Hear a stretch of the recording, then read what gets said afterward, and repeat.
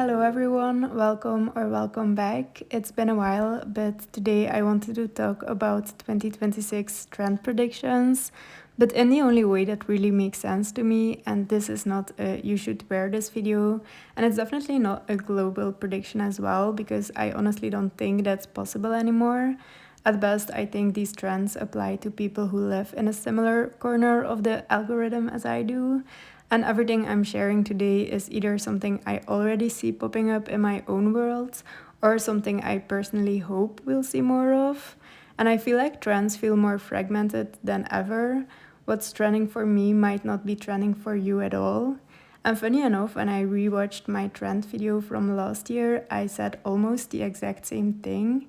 And I've also been watching some few trend videos myself lately, and what really stood out to me was how little overlap there is between them.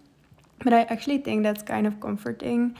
It means you can just watch this and take what resonates.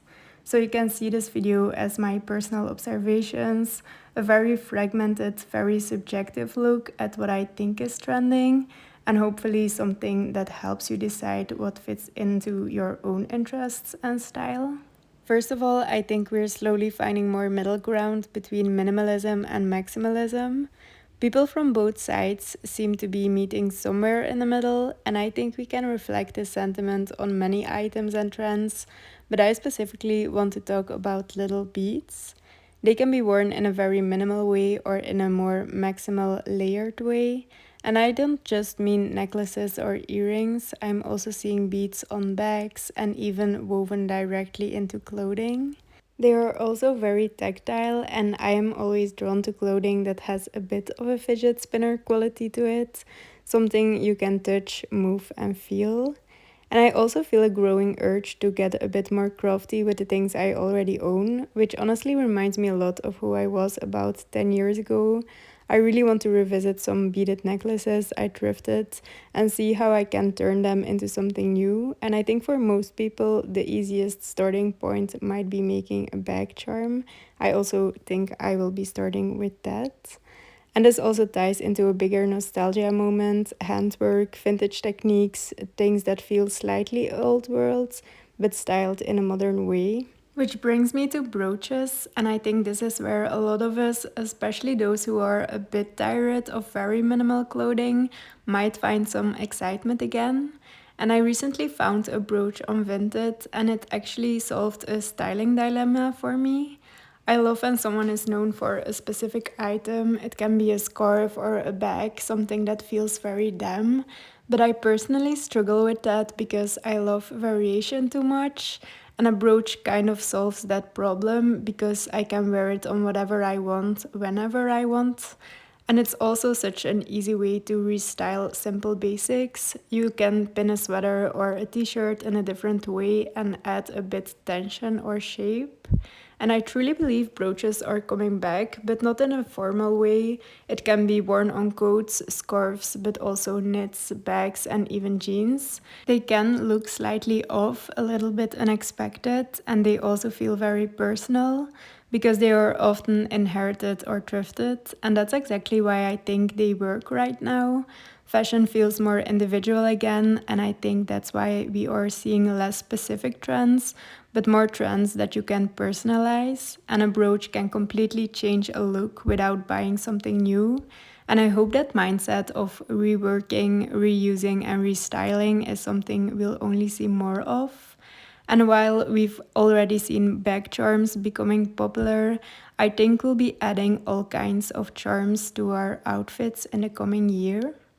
Next are fabric bags instead of leather bags, because for the past few years, most trending bags have been leather. And while tote bags are arguably also a very used and common bag, I think we're going to see fabric bags become more elevated. I'm talking velvet, tapestry, curtain-like textures, the kind that feel like they could have been found in a vintage wardrobe or passed down through generations. And I think people are craving softness again. Slouchy bags are trending for a long time now, and there is no easier way to get a slouchy structure than by using fabric. Which leads me to fabric tassels, and we've already been seeing tassels in jewelry quite a lot lately, but I'm excited to see them appear more on clothing as well, and not small charm-sized tassels. I'm talking oversized dramatic ones. Tassels add movement, and I think movement in clothing is something we will see more of. And if all these things are a bit too soft for you, I think chainmail could be a nice way to incorporate a tactile element in your clothing. It's something I personally would like to see trending. Chainmail can be a good middle ground between softness and strength. It's protective, historical, and yet feels very modern when styled in the right way. And it is something decorative but not fragile. I also want to predict a color, or maybe it's more accurate to say highlight a color I hope we'll see more of. I'm personally not a huge fan of colors that become too much of a trend, like with red a few years ago. But for 2026, I find myself gravitating towards green in all shades: deep forest green, mossy tones, olive, soft, washed out, everything. Green feels grounding to me, it's calming, and in a time where everything feels overstimulating, it makes sense that people would be drawn to colors that feel connected to nature.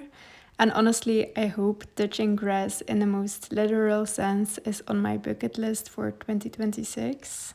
I also have a few honorable mentions, things I want to get into or hope to find more of in 2026, but that I don't have a whole lot to say about.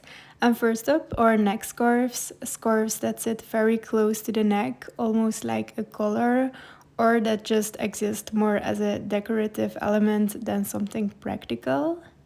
Hair accessories and playing more with my hair in general. I think my hair is the most neglected part of my personal style. And then lace details is a trend that will stay for a while and that I'm also very into. Not overly romantic, but subtle on trims, sleeves, or layered under other pieces, just enough to add texture and softness. And then transparent clothing, mostly as layering pieces, sheer tops, and see through layers that add depth without adding a lot of bulk to my outfit. And lastly, gloves. Not practical ones, but lace or fabric gloves that don't really keep you warm but add something extra to an outfit, a small, slightly dramatic finishing touch. So that was everything for this video, short but hopefully enough to get me back into a creative state here on YouTube. So thank you so much for being here. And if any of these ideas resonated with you, I'd love to hear about it in the comments, or if you're excited about a whole other kind of trend.